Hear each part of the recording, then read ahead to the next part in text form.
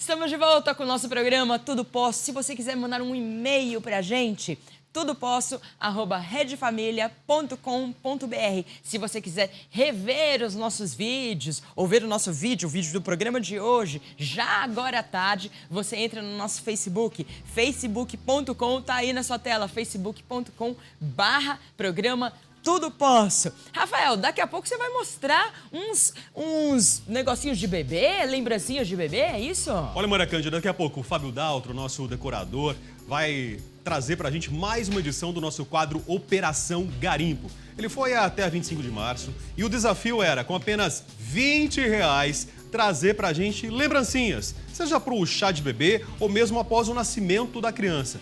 Tem novidade, ele economizou inclusive, hein? Trouxe até troco aqui pro programa. Daqui a pouco a gente confere tudo isso em mais uma edição do Operação Garimpo aqui no Tudo Posso. Que bacana, mas nós vamos falar agora de saúde. Diante da nova lei que prioriza o parto normal, muitas dúvidas e principalmente medo surgiram por parte das gestantes. Que o parto normal é o mais adequado, porque requer a mínima intervenção médica possível, disso não temos dúvidas. Porém, é preciso ressaltar que possíveis problemas podem surgir. Muitas vezes as mães planejam para ter seus partos normais, porém, no ato do parto, a situação muda e é preciso recorrer a uma cesariana.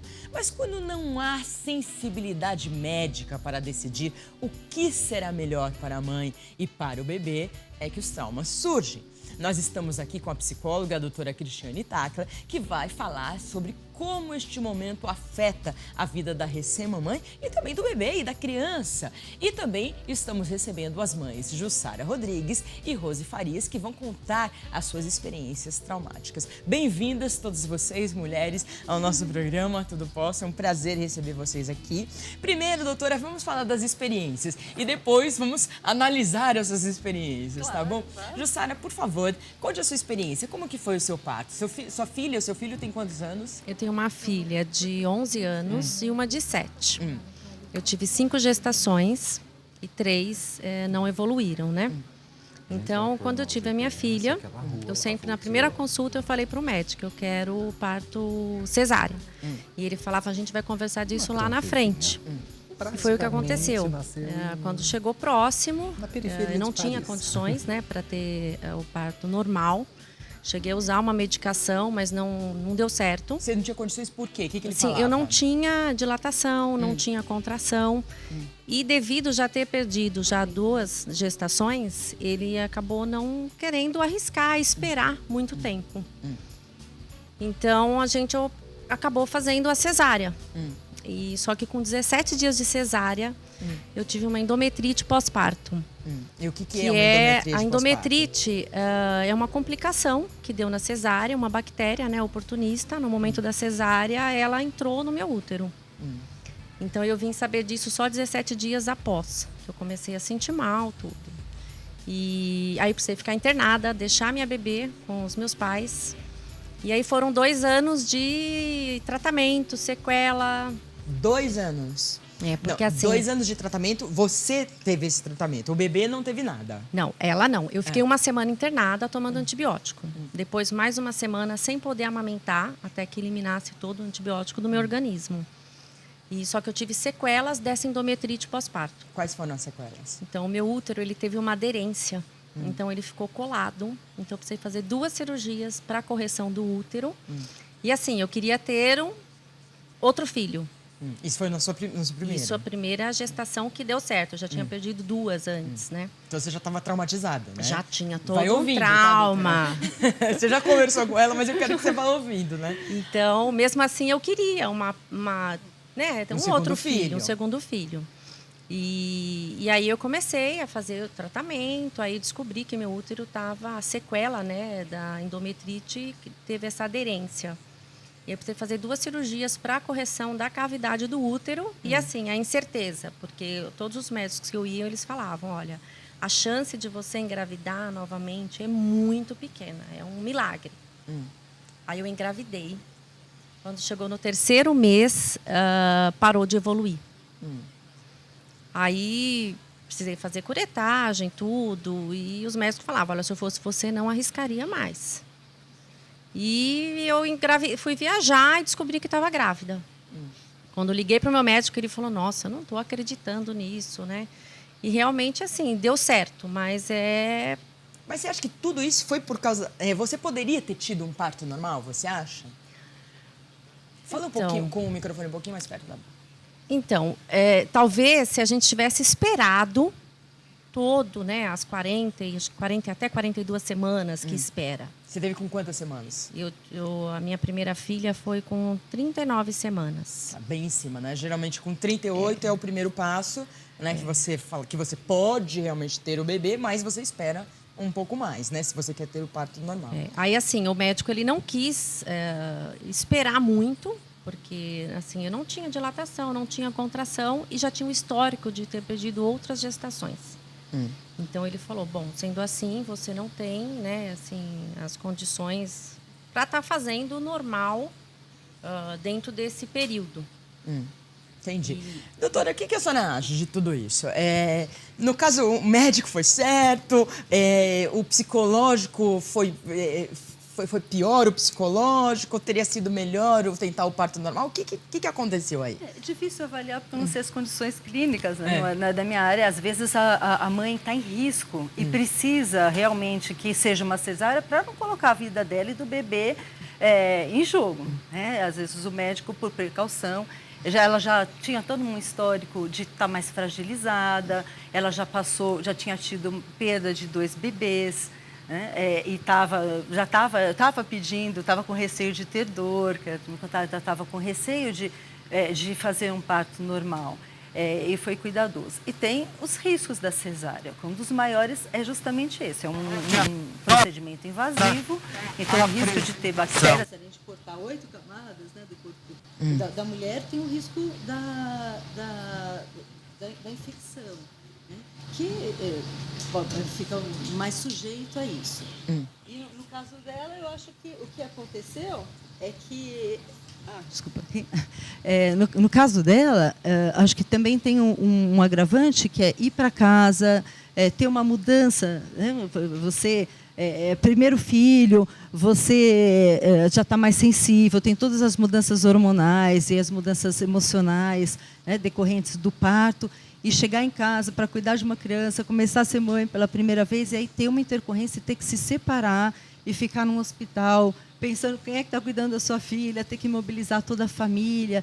E isso, a chance, né, de ter um estresse emocional é muito grande. Né, e se não cuidado, tem até um risco alto de virar uma depressão pós-parto.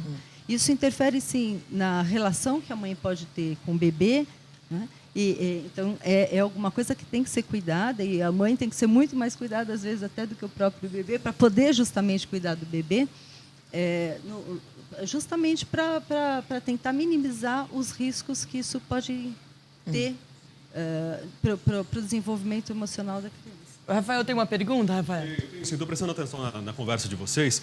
Jussara, embora a gente não tenha um médico aqui hoje para poder explicar essa situação, mas você parece ter o conhecimento de tudo que aconteceu aí contigo, né, nessa sua gestação, essa bactéria que acabou se alojando, é comum isso acontecer no parto? Você até pensou, de repente, em processar o hospital, processar o médico, em função de condições que possam ter favorecido o surgimento dessa bactéria? Então, Rafael, a bactéria era uma bactéria hospitalar, né? Eu só vim ter conhecimento de que era uma bactéria hospitalar depois que eu tive alta.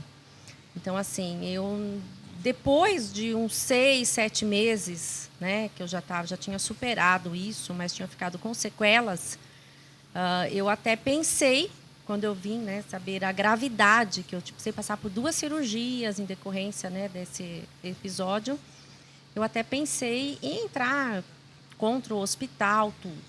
Mas aí conversando com o médico, então assim, é uma fatalidade. Porque assim, ele, quando eu falava, olha, doutor, eu quero cesárea, ele falava, não, nós vamos conversar lá na frente. Porque ele até me falou, de 10 partos que eu faço, 9 são partos normais.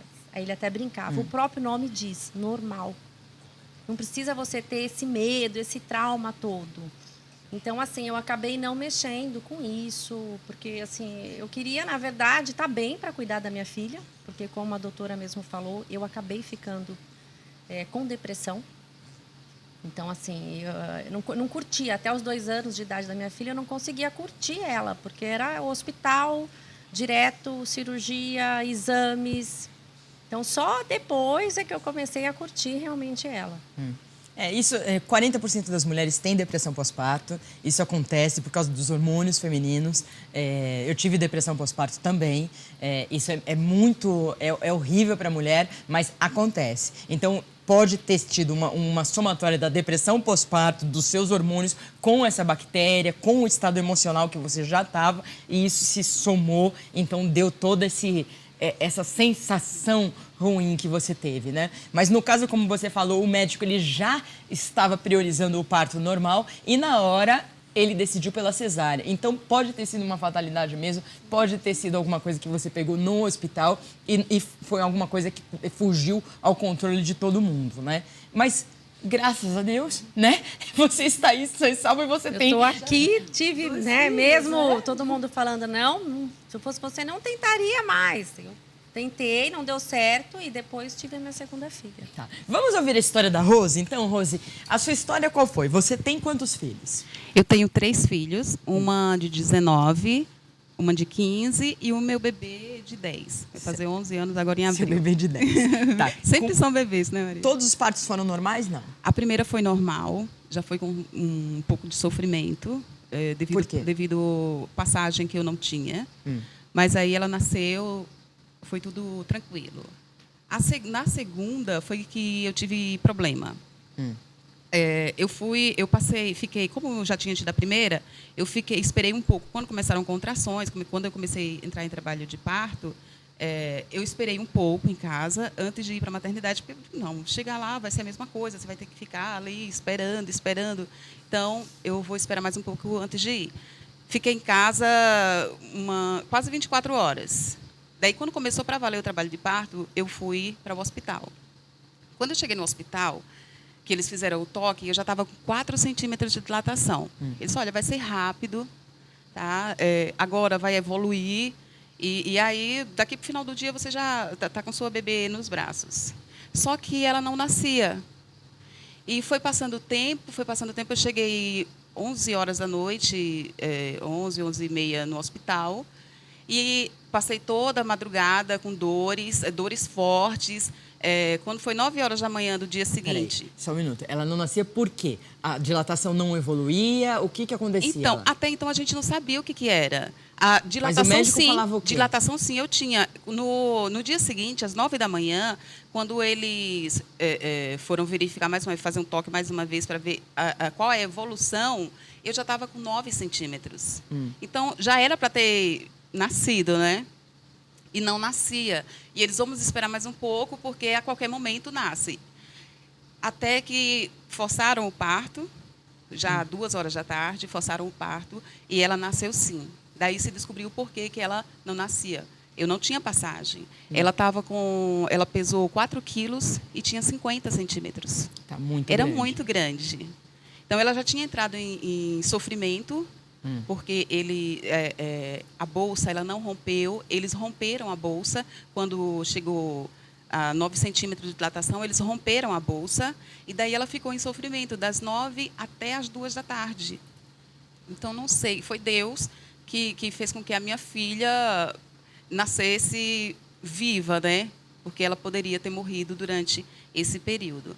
E aí a complicação, ela demorou muito para chorar e a gente fica naquela preocupação, né? A gente fica ouvindo, ela tá correndo perigo, eles ficam conversando e a gente fica ouvindo e vai entrando em desespero, e a gente quer ouvir o choro, né? A mãe quer ouvir o choro, exatamente. A primeira coisa que você quer ouvir é o choro do bebê. Isso. Então ela chorou uns 5 minutos depois deles levarem ela, não sei para onde, e eu já estava desesperada, achando que ela tinha morrido. Daí eles voltaram, eu ouvi o chorinho dela, fiquei um pouco mais aliviada. Mas aí, Maria, o que aconteceu? Eu recebi alta, tudo normal. Essa menina, ela chorava por dia e noite.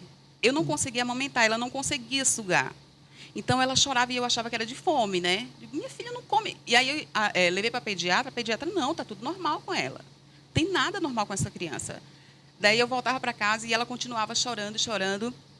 Numa certa madrugada, eu já desesperada, 10 dias depois, Eu fiz uma mamadeira para ela com o leite que tinha lá. Peguei o leite de qualquer jeito, fiz uma mamadeira, dei e ela dormiu. Eu digo, era fome mesmo. E aí ficou tranquilo, né? E que sequelas que ela tem? Então, ela começou a andar com quase 5 anos, a andar direitinho, né? Até então, ela engatinhava, ela tinha dificuldade de coordenação motora. Então, ela começou a andar mesmo depois dos 5 anos. Sendo que a criança normal, ela anda com 2, mais ou menos, isso. Né? Demorou muito para falar. E quando começou a falar, a gente não conseguia entender o que ela falava. Eu entendia porque mãe, ela tem esse vínculo, né, de entender só com o olhar. Mas as pessoas à minha volta diziam, Rose, a gente não consegue entender, isso não é normal. Eu levei ela para uma fono. A fono disse, não, ela tem problema, tem déficit de atenção, ela tem problema de falar corretamente algumas vogais, como até hoje ela tem. Ela tem, é que eu esqueci agora o nome, que dá para as pessoas que escrevem trocando as letras. Dislexia. Ela tem dislexia até hoje. E está com 15 anos e tem dificuldade de fala. Sei. Está passando pela fono. E você chegou a falar com algum médico ou com alguma autoridade, a processar ou fazer alguma coisa? Não. Não, porque eu não sabia. O que tinha acontecido na realidade? Eu não sabia que ela tinha problema, porque para mim, a minha filha era normal. Não tinha problema nenhum. Como até hoje, para mim, ela é normal. Você foi vendo as dificuldades ao longo do tempo. Isso dela, que ela tinha um desenvolvimento que não era compatível. Fala com o microfone. Que você foi vendo que ela não tinha um desenvolvimento compatível ao esperado para a idade. Aí que você foi vendo que tinha algum problema, é isso?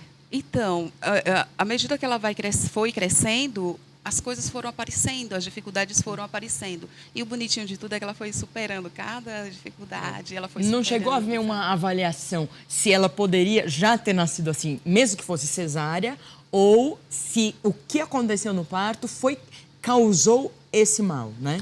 Eu descobri isso aqui em São Paulo. Então, o que falaram? Fiz o exame e foi detectado que ela teve insuficiência respiratória. Por causa da demora. Da demora. E todo o problema que ela teve foi por conta disso. Psicologicamente agora, doutora? Olha, eu acho que são situações bastante difíceis, né? E mães bastante corajosas, não? Eu acho inclusive de ter o terceiro filho, de ter o terceiro. Foi normal também, Rose? Não.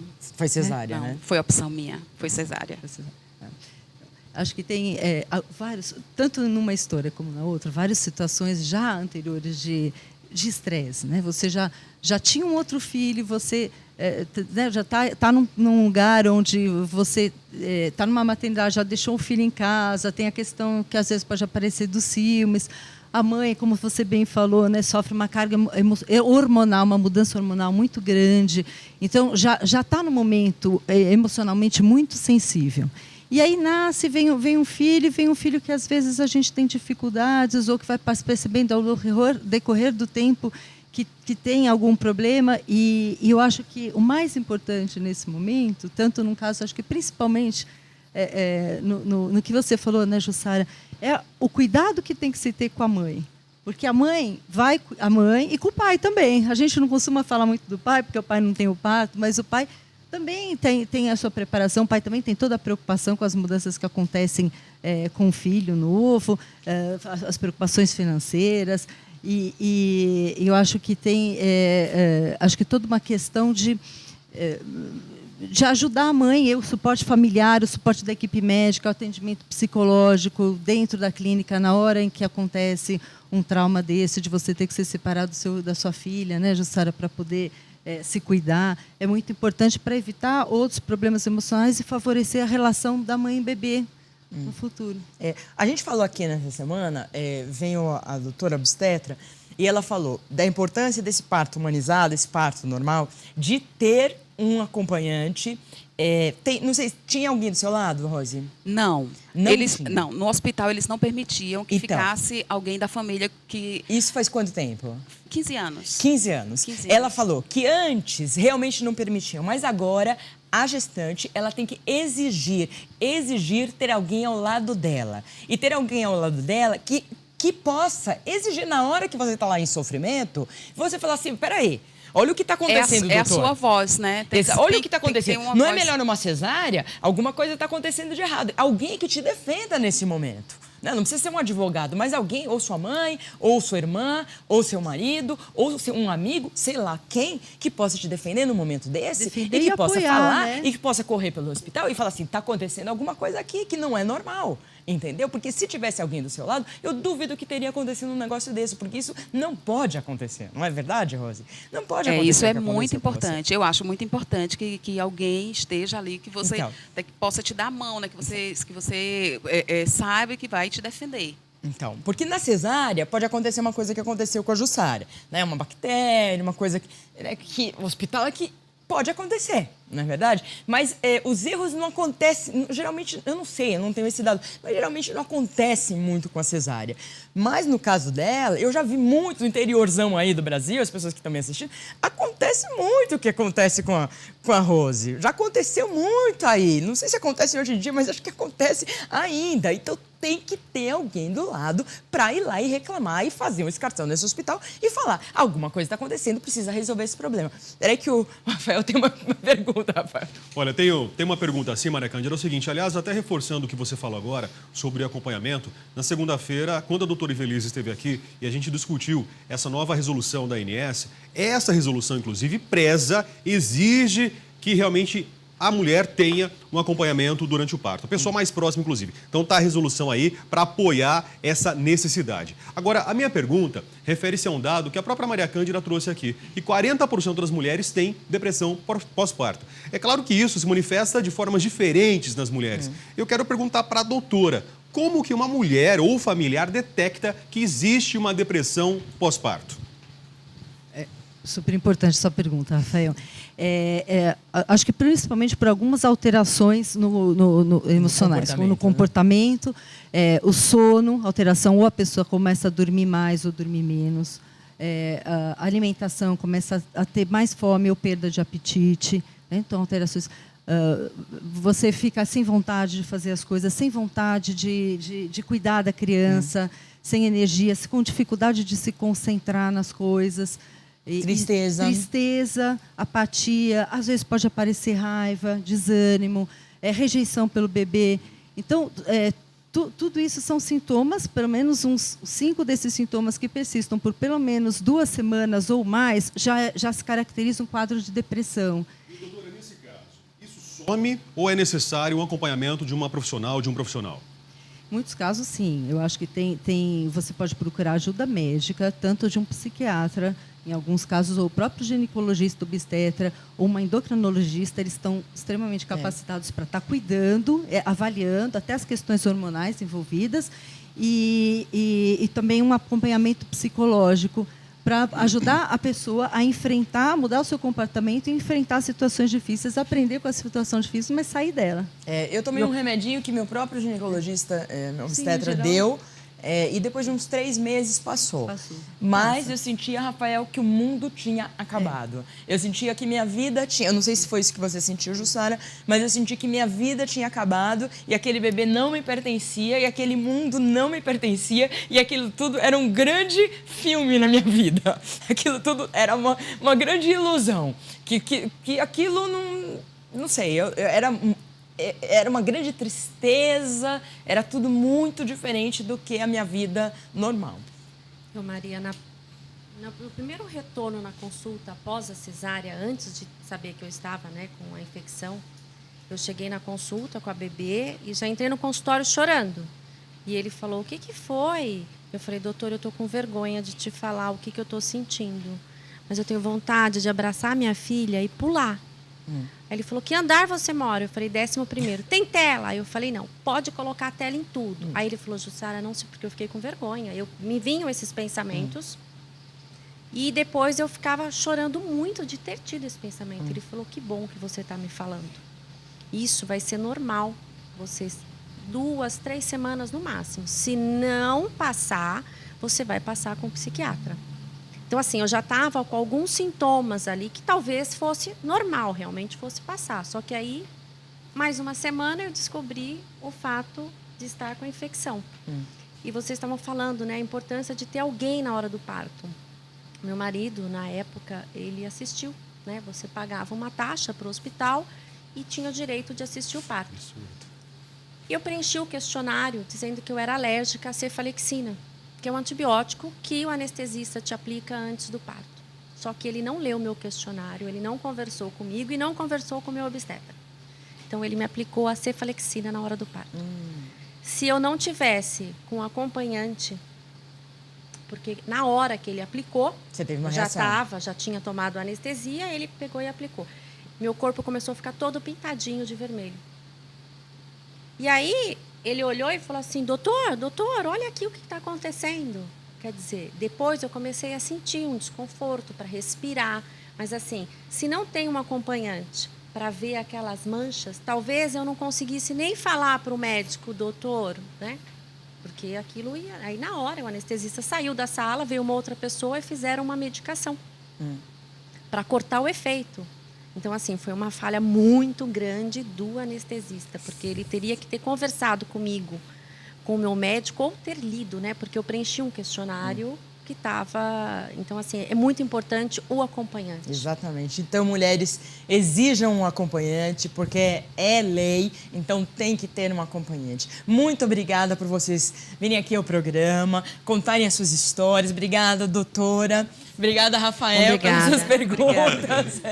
E a gente continua amanhã com a nossa série sobre gestantes, a gente falando sobre essa nova norma, sobre o parto normal e esclarecendo vocês aí, gestantes ou não, você que quer ficar de gestante ou você que já foi gestante, que quer se informar, a gente continua amanhã sobre esse bate-papo, com esse bate-papo super bacana e interessante. E a gente vai fazer um intervalo bem rápido, nós já voltamos.